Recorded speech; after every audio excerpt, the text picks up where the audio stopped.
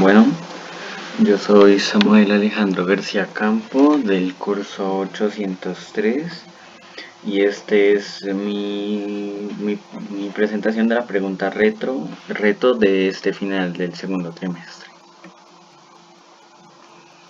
Primero, los objetivos que yo planteé, el general y el específico, son los siguientes. Que el específico es como por así decirlo, proporcionar alimento a una cierta población sin perjudicar ninguna vida, tanto animal como humana.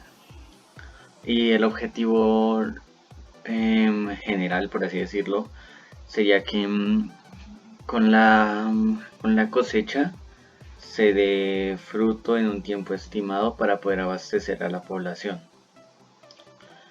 Lo siguiente, el marco teórico. Entonces, este lo vamos a dividirnos en dos, en la reproducción celular y la reproducción animal y vegetal. Entonces, podemos empezar diciendo que la célula entra en un ciclo. A este ciclo se le conoce como ciclo celular, ¿sí? Entonces, este es cuando la célula está lista para crear más células iguales. Y esas células iguales tendrán el mismo ADN o material genético que la célula de origen o la célula madre. Para esto existen dos fases por las que la célula debe transportarse, que es la interfase y la división celular. Entonces, también este ciclo celular, ¿sí?, se divide en distintas fases, como es la fase G0, G1, G2, M y S. Estas fases tratan con la célula para que se divida y lo haga de forma correcta. Entonces, ¿qué es lo que quiere hacer la célula en una reproducción celular? Lo que la célula quiere hacer es, por así decir, copiarse, ¿sí? Entonces, tal vez uno las vea diferentes estéticamente o demás, pero el ADN que contienen, sí, el ADN tanto, o sea, imaginemos que una célula se reproduce, la madre desaparece y quedan dos células hijas. Esas dos células hijas tienen mismo ADN tanto entre ellas como entre la madre. Entonces, es ahí en la división celular la célula originaria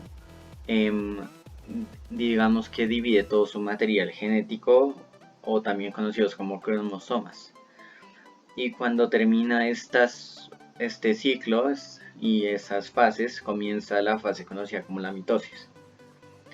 La mitosis es cuando esta célula está a punto de dividirse en dos más, ¿sí? Pasa de haber una célula a haber dos. Entonces,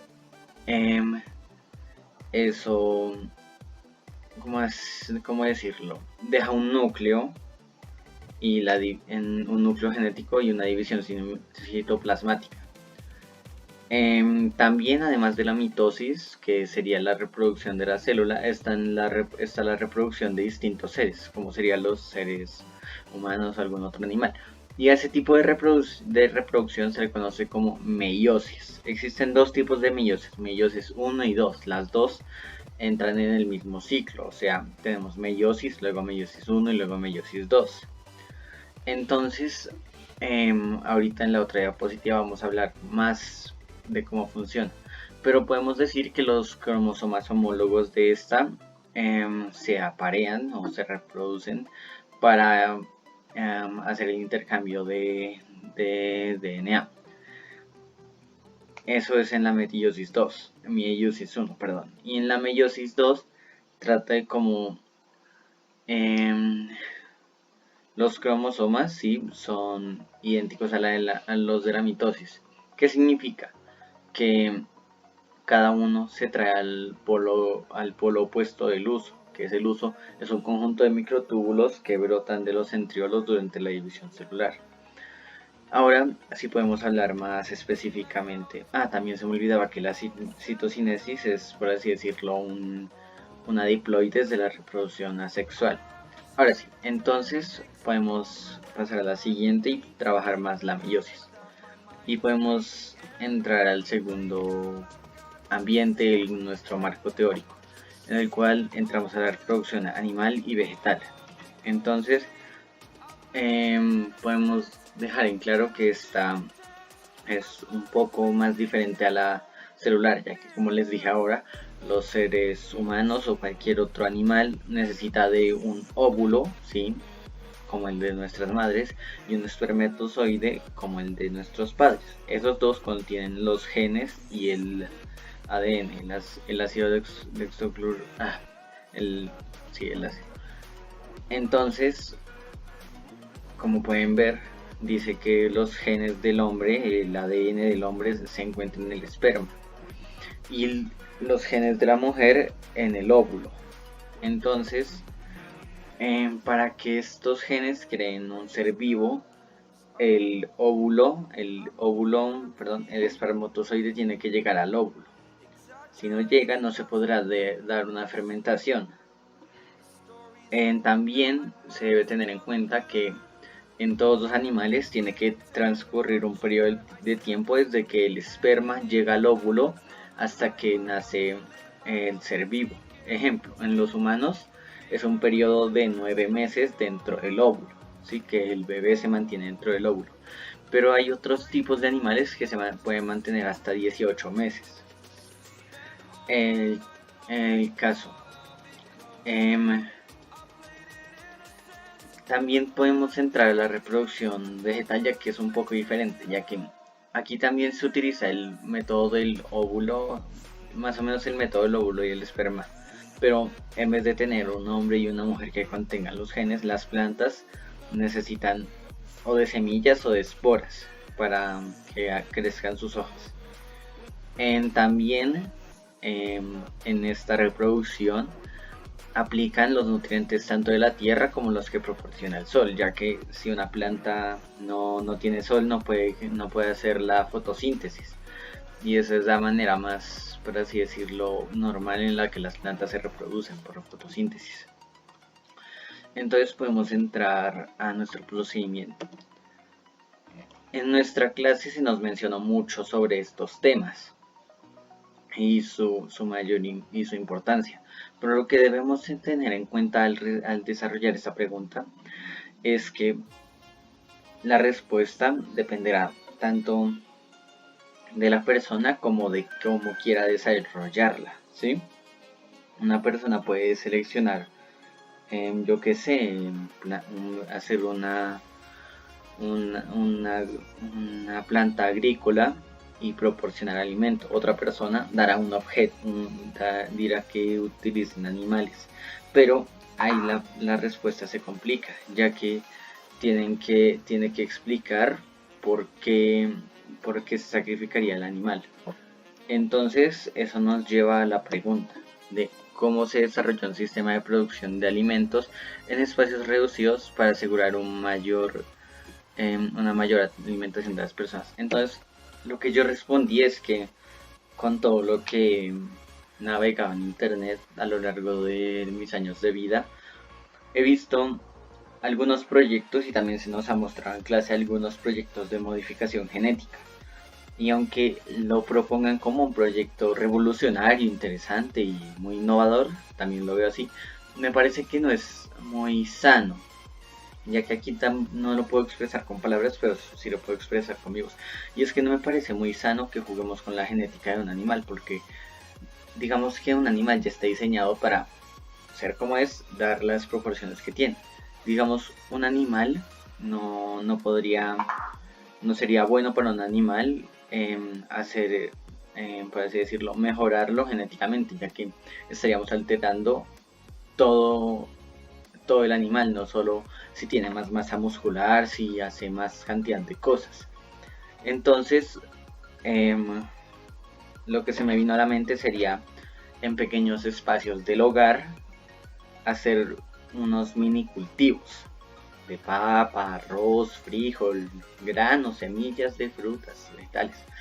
Y así se puede hacer un aumento considerable de la alimentación en el hogar.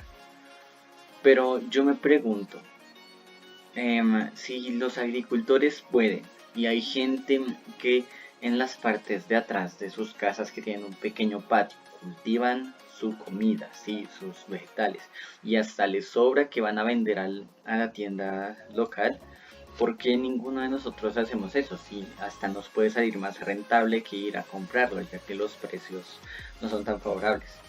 Ahora, bueno, los resultados y el análisis que yo di es que nosotros nos hemos acostumbrado a que los campesinos traigan nuestros alimentos a nuestras casas, pero también aunque eso sea bueno, no nos hemos dado cuenta de que los campesinos no son los únicos que pueden hacer eso. Nosotros como personas también podemos.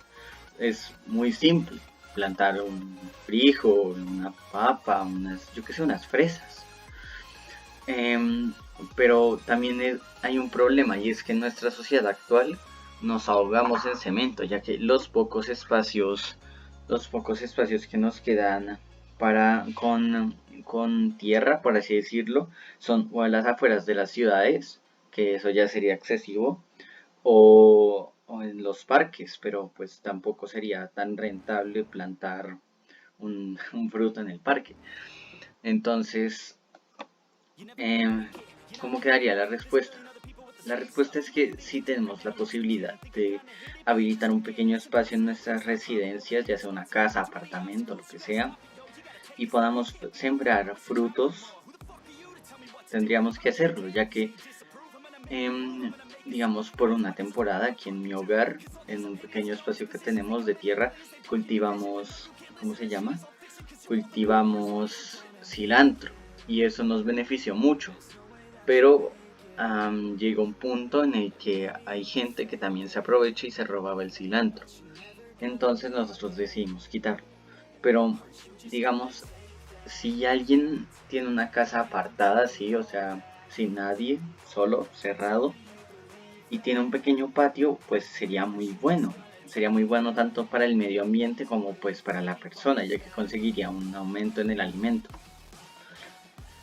En conclusión, ya, en conclusión, pues lo dicho, si una persona tiene la posibilidad de hacerlo, yo pensaría que pues debería hacerlo, aunque suene retórico, ya que pues eso puede beneficiar no solo a la persona, sino también al medio ambiente, y eso es muy bueno.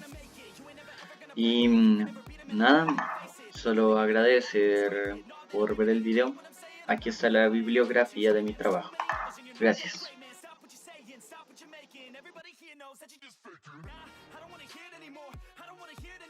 All these fucking thoughts, they are not what I need anymore. I'm about to shut the motherfucking door on all you poor